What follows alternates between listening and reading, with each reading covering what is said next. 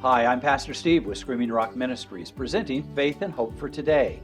Genesis is the beginning of the recorded history of humanity and reveals that God has a plan, has always been there for us, has already defeated evil. Will you join us for a thought-provoking journey to the solutions of life's complexities? Sometimes it's hard for me to remember you running. Pace of life just gets so out of hand. I try my best, but it's just never good enough. I'm reminded of how much I need to know. You are for me, you're not against me. You are with me, I'm not alone. Through all the darkest times and brightest days, I know some things will always stay the same. I'm not alone. Well, welcome back. We are really glad you're taking a few minutes today. We have a really fascinating and great story from the book of Genesis. I hope you learned something new, and I hope you learned something about the goodness and greatness of God. I would like to take you to our lovely moment of our scenic trip in the Northwest. In the picture that is on the screen, this is from the Tetons. They're just right at the bottom of the Tetons. This is one of those really great moments in the fall where the grass is deep and tall. We'll bring you some of the pictures of the moose and other things that are walking through this pond later on. But it has such clarity and crispness. And just that slight blue in the background is the bottom edge of the Tetons. So thank you, Sherry, for taking us for just a moment to the beautiful state of Wyoming, just over the border from Idaho. And I hope you enjoy that. There is just some lovely, lovely places there. So Faith and Hope for Today presents to you Genesis, the beginning. Now, when we go to the book of Genesis, understand that we are looking at the very foundation of our own history, the history of God with man. We're going to be looking at Noah's descendants today. And I'm not going to take you through every single one of the descendants, but I'm going to take you through a number of them. I'm also hoping that when you get a glimpse of the map of the greater Middle East area, that you'll have just a moment to see the dispersion of the descendants of Noah in the various places they went and lived. So with that introduction, I'd like to jump right in. So at this time, understand this, there is only one human family, the descendants of Noah. Now I'm going to push that just a little further. There is still just one human family. Our lineage can all be traced back to Noah and his 3 sons.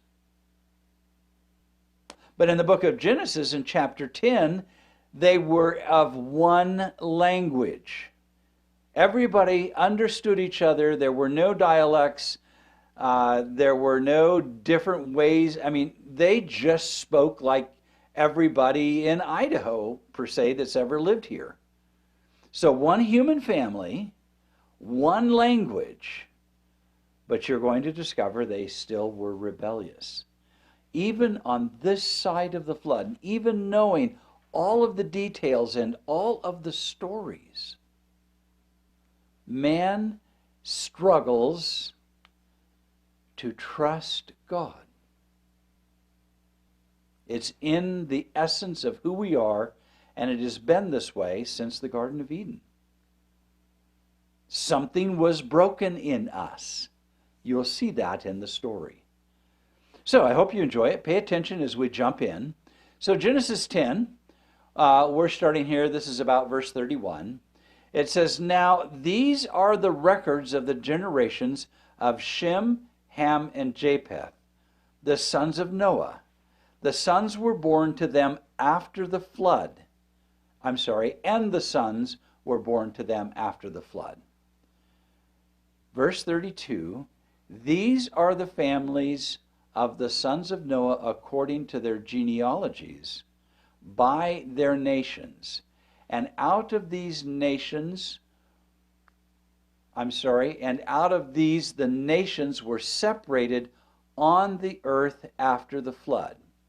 So what I want to show you is the uniqueness of the dispersion of the descendants of Noah in the very, very beginning. So when we look at in red, that would be the descendants of Japheth. If you look at the upper left, there's Gomer to Goram, and I can't quite read the other one from here. Just in the red and then off down to the right, those are the descendants of Japheth. Now in the green, these would be the descendants of Ham, and you have in green Amorites, Canaanites, Philistines, the Egyptians, all through that part of the world. But then look in the blue, you have Joachim, Aram, Asher, Aphracsid, and Elam there towards what you would call the Middle East. So this just kind of gives you, and if you look up the upper left there above the Mediterranean, Javan and Lub, you see just right there kind of a unique where some of the cousins and located in that part of the world there. Anyway, I hope you just take a moment and enjoy looking at how the early dispersion looked in that greater Middle East area of that part of the world. So now let's continue on. Genesis chapter 11. It says, now the whole earth used the same language and the same words. It came about as they journeyed east that they found a plain in the land of Shinar and settled there. And they said to one another, come, let us make bricks and burn them thoroughly. So these would be fired bricks. If you have a brick house, your house is made of fired bricks. They used brick for stone, and I'll explain that because they were in a prairie that was open and had a ton of clay, but it didn't have a huge amount of rock. It says they used tar, that would be asphalt in the Middle East, for mortar. Now I put a little note on this slide for you. It says the ancient use of asphalt or tar was so strong it is nearly impossible to separate the bricks, but if I had more room, I would have said even for archaeologists today to separate those bricks. That is how binding that asphalt was. So when they were building these structures, they had remarkable strength. And by the way, please note, this is not primitive. These are highly skilled at making brick and stone and mortar. They're as good as anyone in the world ever could be. And I think that's sort of an interesting thing. Now, they had unity of purpose, and that purpose was based on the distrust of God. After the flood, they still could not trust him. The building of a city was inconsistent with God's plan to have each family or person have a piece of land that would provide all of their needs. Cities were created by Cain. Cities created an environment of the closeness for opportunity for corruption and vice. It's like cities give Satan just access to everyone, and the more there are, the more corruption and the more difficult things can be in cities. God's plan was for everyone to have the piece of land that could provide all of their needs. Now that's an important principle as we jump into the rest of the story. They said, come, let us build for ourselves a city and a tower whose top will reach into heaven. Let us make for ourselves a name, otherwise we will be scattered abroad over the face of the whole earth. So you can now see that they had a plan. Everyone together. Pay attention to verse 5, though. The Lord came down to see the city and the tower which the Son of Men had built. Now, you know we're in that plain there in the Middle East, probably not too far from where Babylon would be. I will show you that on a map come here a little later. In that great plain, they found this location, an area where they could build a city that would reach up to God. Now remember, the serpent said to Eve that if you eat of the fruit, you will be like God. What does it mean to be able to build a tower that will reach into heaven? Wouldn't that make you able to meet God as an equal? Now, verse 5, it says, the Lord came down to see the city and the tower which the Son of Men had built. And the Lord said, behold, they are one people, and they all have the same language, and this is what they begin to do. Now, nothing which they purposed will be impossible for them. So understand what God is saying here. They're having a conversation, say the Trinity, and they're saying, if they do this, there's not going to be any stopping them for the things and the corruption they are capable of doing. Verse 7. He says, come, let us go down there and confuse their language so they will not understand one another's speech. Now, I find this to be very interesting because look how God chooses to disperse humanity over the entire planet. So, linguists would all agree that every language that is spoken that has basic content of language have a common basis of a single language. But the original is not able to be known. In other words, they can't take all the different languages and run them through a filter and come down to just one basic language. Was it Hebrew? That we don't know. One argument could be, well, maybe it was Sumerian because they had writing, they had all the skills, they were a very advanced civilization. Nobody really knows. But there is a common thread in all human language. We all use verbs and nouns and parts of speech and different declensions. All of those things are consistent in human language. We have a connection. Now, I want to just point out one other thing. If you go back and look at the flood and the drying up of the waters, the planet was entirely different. The oceans were considerably lower. Now, there's evidence for that, and it's very simple evidence. For example, if you go to the city of Alexandria in Egypt, off the coast there, if you go out, there's an entire city under the bay where the oceans have risen and buried that city. In other words, the rising oceans, I think you'll find this interesting, the rising oceans is still a continuation of the flood. In other words, as God dried the earth and created, miles and miles deep of ice to draw the moisture and create dry land, then you could walk across some parts of the continents right into another continent, like between Alaska and Russia, and that 25 miles across there. There were land bridges that are known to exist where people could have crossed or taken short boat rides.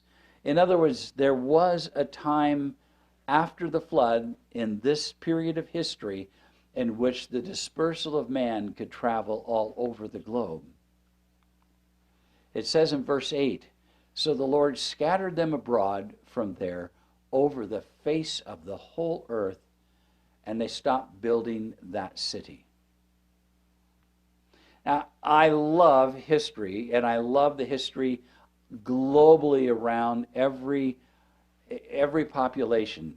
One thing that intrigues me is how when you come to Mexico, Central, South America, what do you find? you find on the entire Americas, including North America, pyramids of every size and shape, all the way down to Peru. Why is there just such a consistency? Why do we find them in the Middle East? Why do we find them actually all over the world? What is this thing that we have in common as the human race with pyramids? If you go back and look at all the cities that have risen and fallen over the centuries, you look at the diversity of religion. Everywhere man went, man sought to worship something or someone. Now I want to address the issue. It says the Lord scattered them. If you stop and think about this, he scattered them by allowing their language to be changed. It doesn't mean that every single person had a new language. That meant that they would find others who could understand the words they were speaking. And then that core group then would move to another part of the world because they could understand each other, but they couldn't understand sometimes their neighbor. And now you have this dispersal going over the entire planet. Isn't that just an absolutely amazing thing? Pyramids we have in common, languages have a common thread in them. Worship throughout the entire earth is just something in the nature of man that we have in common. I want to say to you, we have more in common as human beings than we have differences. And by the way, we are still just one family, the descendants of Noah. That ought to challenge us how we treat one another and how we think about each other, especially as Christians. It was the cousins and the second cousins and the third cousins that were moving all over the planet. It says in verse 9, therefore, its name was called Babel because the Lord confused the language of the whole earth, and from there the Lord scattered them abroad over the face of the whole earth. So when I showed you that map earlier with the three sons and their descendants, just looking at how they moved to different parts of that part of the world, they didn't just stop there, they continued to spread over, it says in the Bible, the entire earth, the whole earth. So what I'm trying to say is that some of your distant cousins live on the other side of the planet. I find that to be a remarkable truth. So we will look at the lineage of Shem, since it's also the lineage of Christ. And we will come to Abraham, who is the father of all who live by faith and who are saved by faith alone. So I chose this particular line to take us down this journey so that we would arrive with Abraham. So look at Genesis 11, continuing on. These are the records of the generations of Shem. Shem was 100 years old and became the father of Arpachshad. I hope you write these names down for your new children. 2 years after the flood. And Shem lived 500 years after he became the father of Arpachshad, and he had other sons and daughters. Did you notice that? So Arpachshad lived 35 years and became the father of Shelah, and Arpachshad lived 403 years after he became the father of Shelah, and he had other sons and daughters. So he lived 438 years and had Shelah as a son. Shelah lived 30 years and became the father of Eber, and Shelah lived 403 years after he became the father of Eber, and he had other sons and daughters. On the right, you can just watch the line grow as the fathers and the firstborn continue to be revealed to us.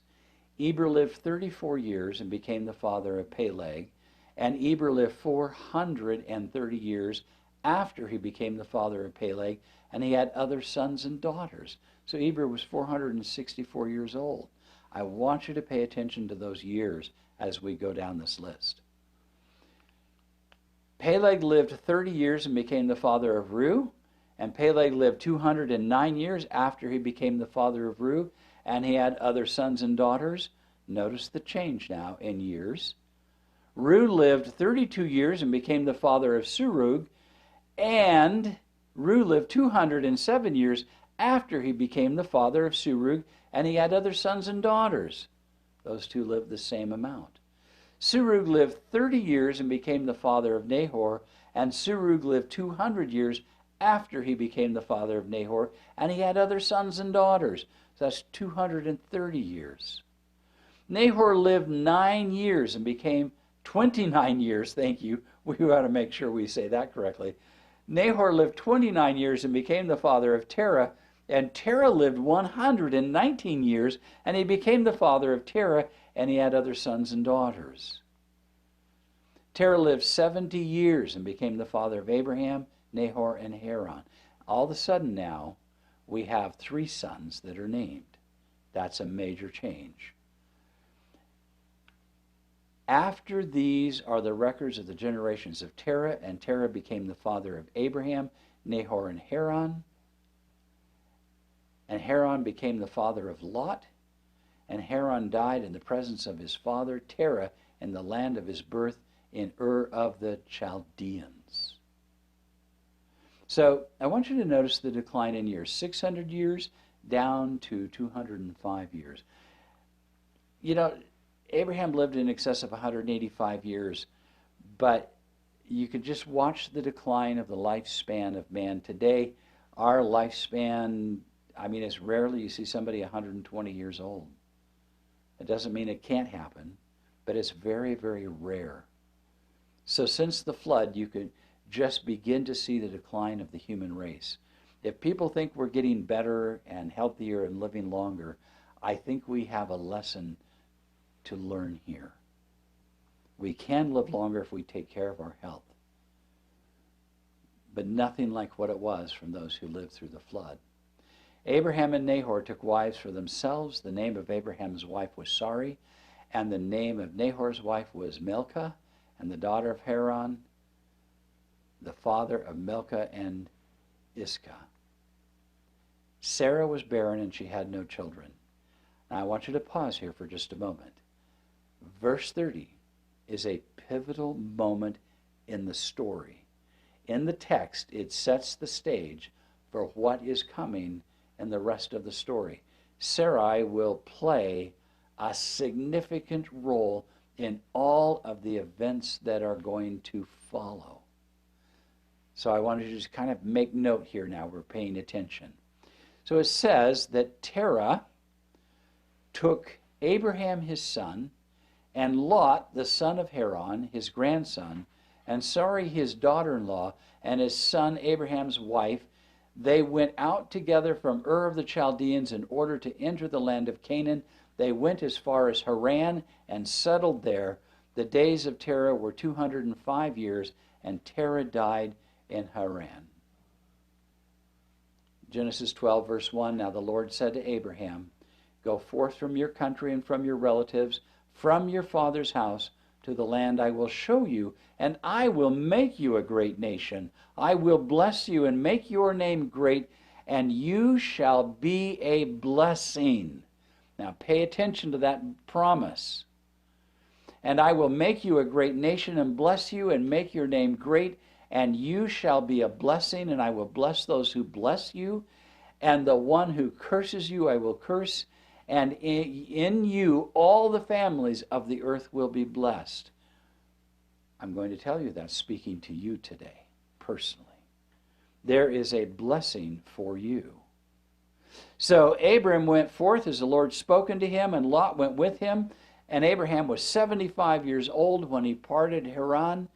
Abraham took Sarai his wife, and Lot his nephew, and all their possessions, and had all they had accumulated, and the persons which they had acquired in Haran, and they set out for the land of Canaan. Thus they came to the land of Canaan. Abram passed through the land as far as the site of Shechem to the oak of Moreh, and now the Canaanite was then in the land. So the Lord appeared to Abraham and said, To your descendants I will give this land, and he built an altar there to the Lord who had appeared to him. This is a profound moment for Abraham. He's now going to create a legacy, a historical legacy. It says, then he proceeded from there to the mountain on the east of Bethel and pitched his tent. With Bethel on the west and Ai on the east, there he built an altar to the Lord and called on the name of the Lord. Abram journeyed on, continuing towards Negev. That is the valley of Negev, a very rich valley filled with all kinds of absolutely amazing things. So, thus far, what have we learned? Just take a moment here and process this. This is over a 1,000-mile journey for Abraham. And yes, I took you through it very quickly. But I wanted you to get a sense of the conviction of this man, Abram, who got up, did not know which direction to back his camels out of the driveway of his father's place from Ur, and went all the way into what today we would call Israel.